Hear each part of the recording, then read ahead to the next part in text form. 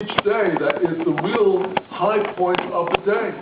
Whether your shir is a half-hour shir, whether it's a daf yomi, whether it's a shir in halacha, whether it's a few mishnayos, whether it's some chasidus, whether it's some zohar, whether it's tanakh, those assets, those savings will never, ever, ever drop in value. They'll only increase in value. And that is because of the power of the tzaddikim to take the exalted wisdom of the Torah and bring it into these kalim. That is the beauty of the Torah, that the true tzaddikim bring the wisdom of the Torah into new kalim, which we eat and drink through our saying over the words of the Torah and learning these funny halachas, and ox is goring an ox, or that all of the other situations in the Gemara and the Mishnayos and the halachas, all of these are little parables and metaphors.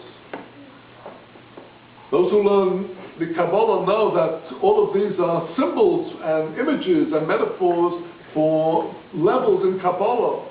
That's why they wanted people to learn the Shas and the Poskim before they came to the Zohar. Because the truth is, you can't really understand the Zohar and the Kisvei Arizal unless you already know the Shas and the Poskim.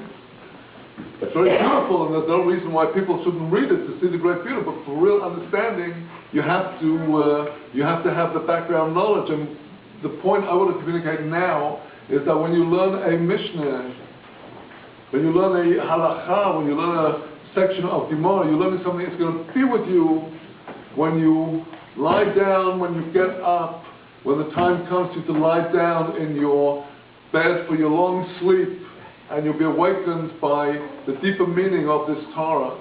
And it doesn't matter if you learn it and you don't quite understand it. Rabbi Shimon Bar Yochai said to us clearly that when we leave this world, we'll be given to remember everything that we learned in the Torah, and the things that we didn't understand will be given to understand.